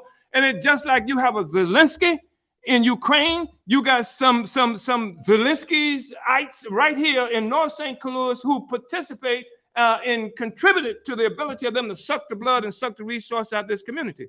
So we are engaged in that kind of struggle, and then we have people paying reparations. You can see the transformation in this community. That is a threat. That's part of why they have to bomb us and come to try to wipe us out on July 29th, and you must know that. That's what this emergency meeting is about on Tuesday, and you must come to this emergency meeting because they've opened up obviously a new front in terms of this attack against the party. And one thing that becomes clear when you understand that, it's not me. They want to imprison or kill me, and they want to imprison people who they've identified as unindicted co-conspirators. But this is an attack on Africa. It's an attack on the African Revolution, just like what they've done sanctioning Zimbabwe, just like sanctioning people in Nicaragua and Venezuela and Iran and all these places where people who are colonized are trying to escape their grip and take back the resources that belong to them. Remember, 1954, 55, I think it was, when the U.S. government overthrew the government of Iran, Mossadegh, Mohammad Mossadegh, who had been elected by the Iranian people. The thing that sparked it was that the Iranians under Mossadegh had said that they were only getting 15% of all the resources being sucked by British Petroleum and all these other oil corporations. They were only getting 15%. It was coming from Iran. They said, no, we're going to nationalize this and take our stuff back.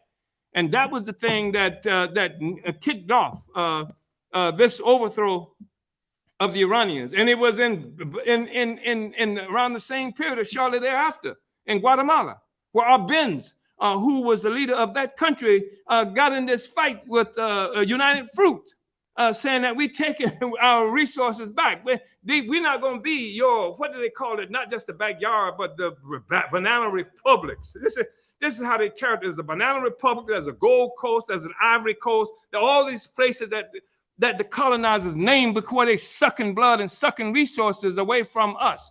And so when Arbenz moved to challenge the hegemony of United Fruits in Guatemala, they overthrew him. And this is how it works. This is why they're attacking us in the same way as an attack on Africa that they made when they attacked us on July 29th. Uhuru. Uhuru, Chairman. Uhuru. Long-winded. Uhuru. Uhuru. And again, that was Goji Experience. That was their YouTube username. And, you know, I just want to just say that what you just laid out, I mean, that was like tactics and strategy, just in terms of like taking out the reparations demand and building a mass movement, you know, using the reparations demand and defining it, you know, based on colonialism, based on the theft of Africa, African people, and our resources. And I mean, just really deepening it, allowing us to um, uh, continue to concretize or consolidate the question of colonialism as the primary contradiction. That's what the reparations demand under your leadership and under African internationalism has really allowed us to do. And Let's say this too, that the reason Goji was able to raise the question at all about reparations is because the African People's Socialist Party. Wouldn't be a discussion about reparations at all. I mean, it would be in closets and places like that. We opened up in St. Louis, the same place where the government, local government, participated in this attack on the African Revolution. The mayor's got some kind of so-called reparations program. But the fact is, the mayor couldn't do that, wouldn't do that if except for the African People's Socialist Party. We initiated the first international tribunal on reparations ever happened in the world. In Brooklyn, New York, in 1982. We said we were going to make reparations a household word. Now everybody's talking about reparations, including Goji. Goji or Goji of whatever, you know, the name is, the YouTube name that's being used here.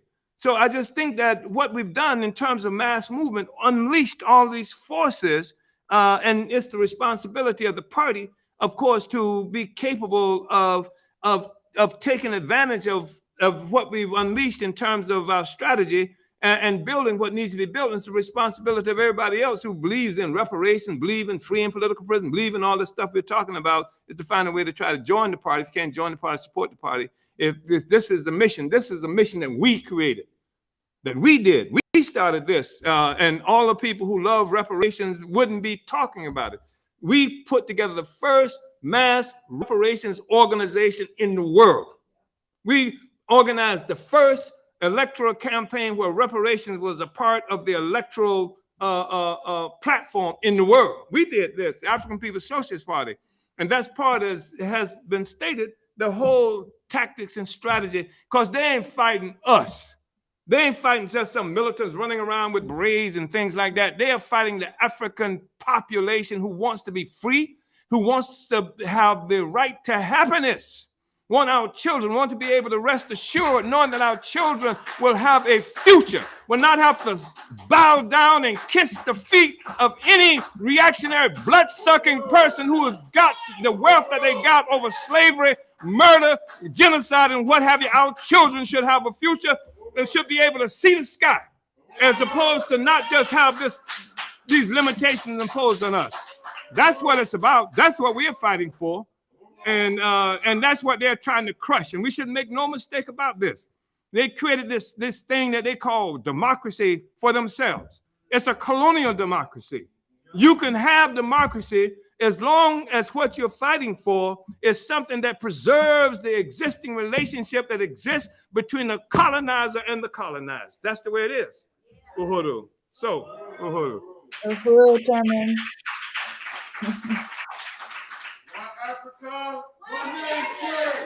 So the point is that we have to make it clear daily. It ain't us. It ain't Redbud. It ain't Redbud that they're fighting. They're fighting Africa. And all African people, and the party has just been the vanguard, the advanced detachment, the general staff. We provided the general staff to make this revolution, to overturn this thing so that Black people can have happiness and the return of the resources that's been stolen from us so that we can have a good material life.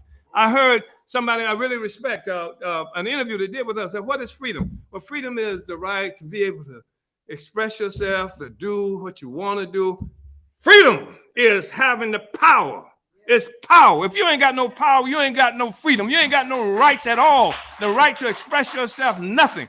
You must have power. And then power is expressed through the existence of a state, a government, a state, and that's the thing that we're fighting for, and that's why they want to kill us and take us off the planet Earth, and we want to unite all of Africa, and we will not just unite Africa under the leadership of the African working class, not just that, but in unity with the struggles of all the oppressed peoples on the planet Earth. We want to open up the earth so that the masses of people can take it back. So these people are killing the earth. They're talking about climate change and all this other stuff that came about as a consequence of colonialism. The colonial mode of production destroys the earth. How the hell can you think you're going to have a good climate when you just kill 50 million so-called indigenous people, Indians, when you've just killed, I don't know how many scores and hundreds of millions of African people in the process of doing this? How you going to have a nice climate when you can't even have, people can't even breathe in North St. Louis and the various communities we've been restricted to? You want to rescue the earth? Then you have to recognize that the anti-colonial fighters, the African People's Socialist Party, we are the best environmentalists you can invest in. We are the environmentalists. This is where environmentalism comes from. Uhuru. Uhuru, Chairman, and it's live in St. Louis. I hear it, Uhuru comrades. And I just want to say, Chairman, that your fiery presentations, first of all, I want to let me just go back and say, you've made it very clear in this study and throughout, especially summing up the attacks on our party, that freedom and the aspirations that African people have are illegal. And, that this is what we're being attacked for fighting for that freedom, which is a logical thing that African people would do, living under colonial domination for 600 years. Nobody would accept that reality, laying down. And we have a responsibility to fight this. And so this is what we have been doing on all different types of fronts, what you have been doing. And that's, what the party is being attacked for, as you've, all helped us to understand with these new escalated attacks in the form of the economic sanctions, that this, even greater reveals that this has nothing to do with Russia or anything else, but except the fight and attack against Africa, and that Indeed. Africa and African people are not supposed to know freedom if the colonizer anticipates being able to continue sucking the blood of our people. And, so we are saying we're going to sever that relationship permanently. And, I just really want to. Garvey has said that one day the red, black, and green will fly on the hilltops of Africa, that African people will be free. We have our own flag, not one that's imposed on us and what have you. And that's why on July 2nd, they torched the flag that's symbolic of the freedom of Black people around the world. And that's why they burned the church. You're talking about the Ku Klux Klan and all these white people burning Black church. They burned the church right across the street from my house. They had the people from the fire department located these trucks, located in the same place the armored vehicles were located when they attacked my house on July 29th. And so this is the attack the economic institution that represents withdrawal from the colonial economic domination of African people, creating their own independent capacity. That economic institution, that church, and all these other entities that they created. When they attacked the Uhuru House, when they attacked my house, they attacked the Uhuru House in St. Petersburg, Florida. It's the morning that we were opening up the doula program that was going to let Black women be able to have, and Black babies come into existence in some element of security while they're killing Black babies, so that you got a situation. Let's think about this. Enough Black babies die every year in St. Louis to fill 15 kindergarten classrooms. They don't want that to happen. They don't want that to stop. They don't want us to be able to take care of ourselves, so they will keep us like this, and they'll put lily-livered, boot-licking, butt-kissing Negroes in power to help to facilitate and offer them cover for what they're doing to our people, etc. That's why the African peoples have to have our own revolutionary working class party. That's why we represent a certain threat to them. We're going to fight. We're going to fight. Yeah. So, Uhuru. Yeah. Uhuru, Chairman. And there were so many quotables in this meeting on today, and people are already quoting you, Chairman, saying, if you don't have power, you don't have freedom. And so got to have that on a T-shirt. But I also, as we wind down, you have the right to choose what side of the oppressor's ass you're going to kiss. Because you're definitely going to kiss ass. You understand? So under colonialism, that's what you got the power to do. They say you got democracy because you can kiss the ass any place you want to kiss the ass. You understand? But there is going to be ass kissing. You understand? Chairman, and I just want to also acknowledge as we wind down in time, and I want to thank everybody who did contribute questions and say that, you know, we have chat moderators who have taken those questions, logged them into our documents so we can go back to them in future studies. But I do want to acknowledge that people have been donating to Burning Spear TV throughout this discussion. I want to shout out Viva Lalita Godfrey, with $5 contributions to the Burning Spear TV YouTube, who says, Hey, I'm just Viva. yes, Uhuru says, I'm just doing what we can. The way you have been treated is an abomination. We have Stephen Best says, Uhuru Sasa donated $10. So Uhuru, Comrade Stephen, thank you so much for your contribution. We have Comrade Mike Sanito with $5, says reparations for the African Revolution. Uhuru, thank you, Comrade Mike. We also had Comrade Matum in Philly, a member of the African People's Socialist Party, contributing $20 today during this study. So Huru, comrades, thank you so much for these contributions to the work and the production capacity of the Omali Taught Me Sunday study.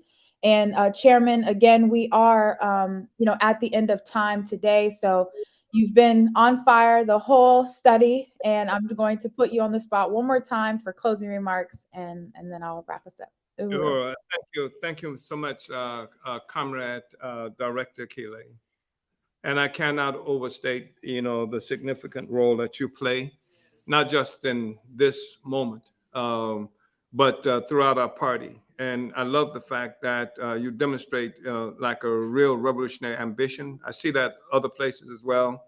I don't know if Comrade Tafari, I think he is on, and I see the same kind of revolutionary ambition. I love ambition in the revolutionary movement. I love the fact that there are people who want to lead and make stuff happen and try to claw their way, up from within the ranks, into the leadership of our party. And we are in Europe with the same kind of expression of revolutionary enthusiasm and leadership. So, and in the Caribbean.